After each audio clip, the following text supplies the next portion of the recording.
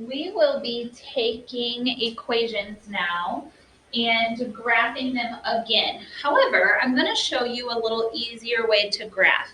Now, you can still use the data tables if you want. Before we were taking equations that we had, making data tables, and filling them out like this. So then we would find our y values and we would plug in points into our data table, and then we would be able to graph them because we would have coordinates here. So we would need x, y points in order to graph. So here's the thing though, is that there is a bit of a shorter way to do this instead of having to make a data table each time. However, this data table is going to help us. The first thing I want to show you is when I do this, so 0, 1, I'm going to graph this really quick. 2, 5, 3, 7. So here's my line. Not very straight because I have a hard time drawing straight lines. But so I've got my line here, and I could, if I wanted to, find my slope. So if I wanted to, I could find my slope from this graph. I would pick 2 points. So let's say I'm going to pick this one and this one. I'm going to count up and over. So I'm going to count up 1, 2, over 1. So my slope is 2 over 1. The other information we can get from a graph is what we call our y-intercept. So our y-intercept is where it crosses the y-axis on our graph.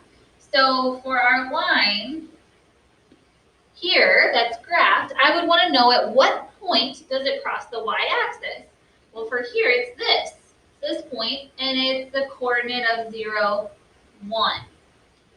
So I've got 2 bits of information here that I can gather from a graph, but I can use those 2 pieces of information to further graph. So what I want you to notice here is that my slope is 2 over 1. Do you notice that anywhere within my equation? And the first thing that you should say is yes, because it's right here. There is a 2 right next to that x. And then I want you to notice that my y-intercept is 1. So it crosses the y-axis at 1. And is there anywhere else that you notice that in my equation? And that would be right here. So these equations, when they're set up in y equals format, are actually in what we call slope-intercept form. So this is our slope-intercept form. And it's called slope-intercept form because it gives us our slope and our y-intercept just by looking at the equation. So when I look at this equation, my m represents my slope. So it's always the number that's attached to the x. It's not the x itself. It doesn't actually include the x at all. It's just the number that's with it. The b right here is what gives us our y-intercept. So if I had the equation y equals 1/2 x minus 2, I would be able to tell you what the slope and the y-intercept is just by looking at the equation. I don't have to graph it. I don't have to make a data table. I don't have to do anything. I could tell you the slope and the y-intercept just from looking at this. And the slope would be the number attached to x, so it's right here. So my slope would be 1/2. My y-intercept is the number and the sign that's at the end. So my y-intercept would be -2. So I'm going to do a few more practice problems with you like that. So y equals x minus 1. Now I want to know my slope and my y-intercept. Then I've got y equals 2 plus 3x, slope and y-intercept. And then y equals -3/4 x, slope, y-intercept.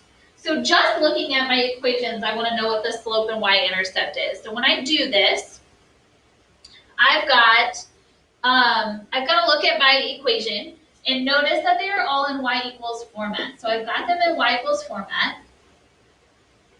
And then I can figure out what the slope and the y-intercept is since that y is all by itself on that side of my equation. My m is always the one that's attached to the x. It doesn't matter where that is in the equation, if it's first or if it's second, the slope is always the number attached to the x. So when I'm looking at this first problem, I know that my slope is going to be whatever number is right here. Well, there's not a number there. But if we remember, there is an invisible number there that is attached to that x. So the number that is attached to that x is actually a 1, leaving my slope to be a 1. My y-intercept then is the number that's over here by itself that's not attached to the variable, which is -1. So my y-intercept would be -1. All right, so our second example, y equals 2 plus 3x. My slope is the number that's attached to the x. So when I look at this, I notice that the 3 is what is attached. So the 3 is my slope. My y-intercept is the number that's all by itself, which is a 2. For the last problem, y equals -3/4 x. I know that my slope is what is attached to the x, meaning my slope is -3/4. My y-intercept, however, is what is not there. Well, I don't have anything in that problem. I don't have a plus or a minus some number. So what would be there? What number would be represented by nothing? There's nothing there. What number represents that? 0. So my y-intercept is actually 0 for this particular problem. So that's how you can find slope and the y-intercept just from the equation. But we are actually going to use that to graph. So if I have y equals 1/2 x plus 2. Okay, yes, I could make a data table and then I could find my values and put them into the equation and then graph them. However, I know what my slope is and what my y-intercept is just from looking at this problem. My y-intercept and my slope. So I'm going to find my slope, which is 1/2, and my y-intercept, which is 2. So I got that just from looking at the equation. I am going to use these points to graph the equation now. I know that 2 is where this line is going to cross the y-axis, so I'm going to go ahead and put my point there. There's the first point on my graph. I can then use my slope to find my next point. Typically, we have a line already, and we would have picked points, and we would count it up and then over, and you could have found your slope. We can actually use our slope to work backwards now. I know that I'm going to have to, if there was a line here, I would have to count up 1 and over 2 when I was finding my slope. So since I have that, I can actually do that. So I'm going to start on my point here. I'm going to pick a different color so you can see it. I'm going to start here. That is on my y-intercept. And I know if I wanted to find the slope, I would count up so many and over so many. Well, they already tell me how many up and over to go. So use it for your next point on your graph. So I'm going to start here at that 2. I'm going to count up 1 since that's what my slope tells me to do. And then over 2 for a positive. And that's where my next line is going to be. Then I'm going to do it again. I'm going to count up 1, over 2. There's my next point. Up 1, over 2, my next point. And now I have my graphed line.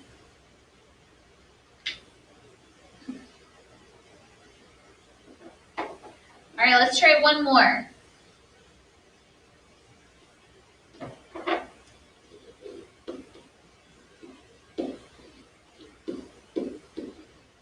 So my equation is y equals -3x minus 2. The first thing I'm going to do is figure out what my slope and my y-intercept is. My slope would be -3. Excuse me. And my y-intercept would be -2. So I got those from up here in my equation. Now my slope is typically in fraction form, so I'm going to go ahead and just turn this into a fraction. And I'm going to say that negative 3 over 1, since to turn a whole number into a fraction, you just put it over 1. And then remember, this is rise over run. Okay, so my y-intercept is negative 2. So I'm going to go ahead and just place that on my graph. Since I said y equals negative 2, I'm going to do that. That's where it crosses the y-axis. I'm going to go ahead and put my point there. So I've got my first point done, and I've already used my y-intercept. Now I'm going to use that rise over run to help me figure out where the rest of my points on my graph need to go. Now this is going to go back to where those points, so a positive slope, those moves that I talked about, and a negative slope are going to come into play. For a positive, I would go up and to the right, or I'm going to go down and to the left. For a negative, if I go up, I've got to go to the left, or if I go down, I've got to go to the right. The other way you can look at this is this right here says a negative 3. Negative tells me to go down. So when I actually start on my point, I'm actually going to go down since it tells me negative 3. So 1, 2, 3. Then that 1 is positive, so I'm going to go to the positive side. Here's where my point would be. I'm going to do it again. 1, 2, 3, over 1. There's my next dot.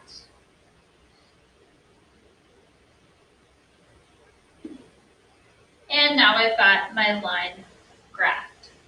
So that is how you would graph an equation without making a data table and using that slope and y-intercept that your graph gives you, that the equation gives you.